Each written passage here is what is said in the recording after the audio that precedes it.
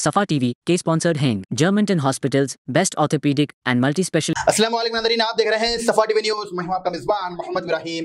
नाज़रीन, ये देखते हैं 10 बड़ी और अहम खबरें सफा टीवी न्यूज़ पर। शहर हैदराबाद के रास्ते फिर से साफ और महफूज दिख रहे हैं, मगर ये जादू नहीं बल्कि जीएचएमसी की मेहनत का नतीजा है। बरसात के बाद जीएचएमसी ने रोड सेफ्टी ड्राइव तेजी से शुरू कर दिया है, जिसमें कई हजार से ज्यादा गड्ढे अब तक भर चुके हैं। दिन रात काम चल रहा है ताकि लोगों को मुसीबत और ट्रैफिक जाम का सामना न करना पड़े। हर रोज में टीम एक्टिव है और कमिश्नर ने वादा किया है कि हफ्ते भर में तमाम गड्ढे मिटा दिए जाएंगे।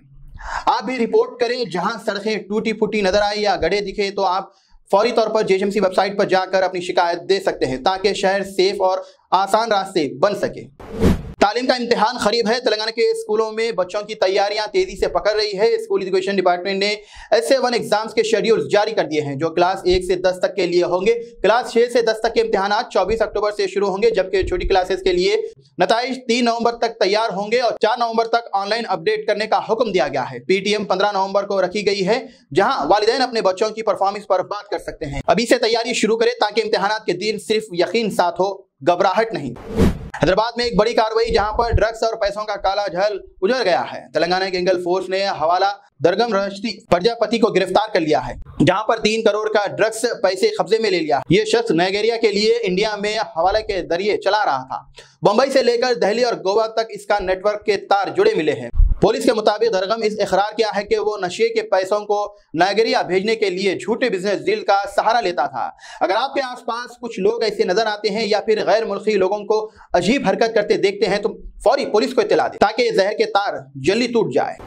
तेलंगाना में खुशियों के रंग बिगड़ने वाले हैं, जब लाखों घरों में इंदिरा महिला शक्ति के साड़ियां पहुंचेंगी, हाथ करेंगे और पावर लूम मजदूरों के लिए नई उम्मीद है। सरकार ने 60 लाख से ज्यादा महिला शक्ति साड़ियां बनाने की तैयारी पूरी कर ली है। अब तक 33 लाख साड़ियां जिले गोदाम तक पहुंच चुकी है। इस योजना से 6900 बुनकारों को रोजगार दिया जा रहा है, जिनके महीने की आमदनी 18 से 22 हजार तक है। नवंबर 15 तक सब साड़ियां तैयार और तकसीम के लिए रेडी होंगे। ये सिर्फ साड़ी नहीं बल्कि बुनकारों के सपनों का रंग है। अपने इलाके के हाथ कारीगर को इज्जत और हौसला दें।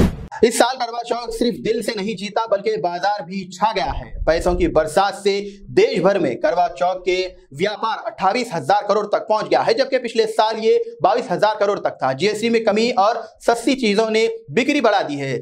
सिर्फ दिल्ली में 8,000 करोड़ का व्यापार हुआ है। साड़ियां, लहंगे, पूजा का सामान, गहने, सब कुछ बिक गया।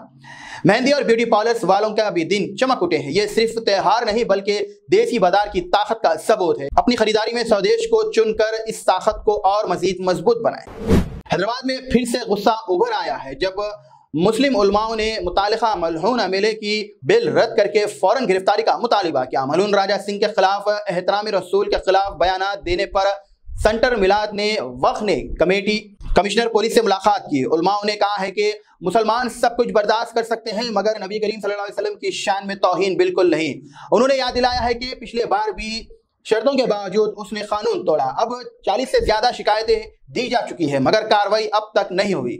अमन और इंसाफ दोनों का तकाजा है कि कानून बराबर सबके लिए लागू हो, ताकि शहर और सुकून कायम रहे। हैदराबाद में एक और जिंदगी जुल्म के बोझ से खो गई है।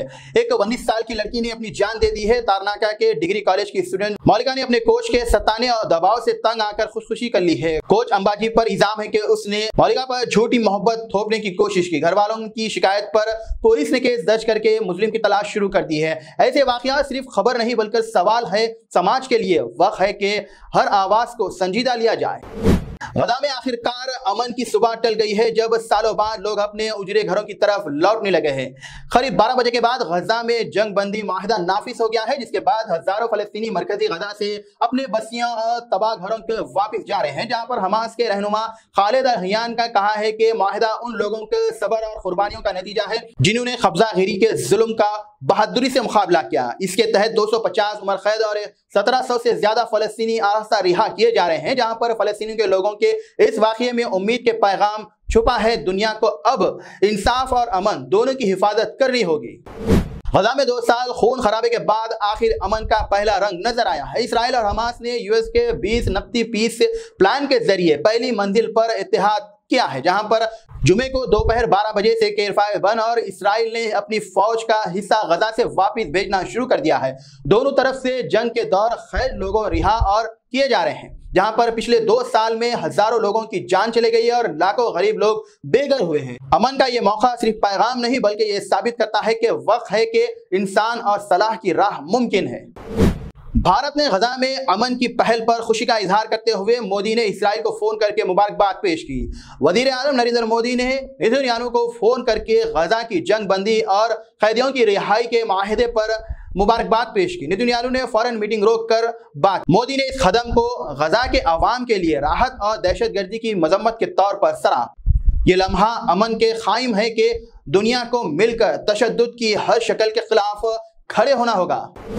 Germanton super speciality hospital national award winner doctor Mir Jawad Zar Khan, German trained senior orthopedic surgeon and director, माहिर डॉक्टर्स डॉक्टर वासिफ आजम और doctor Bharvi Chanduri, senior cardiologist और दीगर डॉक्टर्स नुमाया खिदमत अंजाम दे रहे हैं। Robotic surgery, advance cath lab, MRI, operation theatre, ICU, 2D ultrasound जैसी सहूलियात से आरास्ता कॉर्पोरेट लेवल हॉस्पिटल। वाजबी फीस में हर मर्ज से शिफायाबी के लिए Germanton super speciality hospital, Attapur,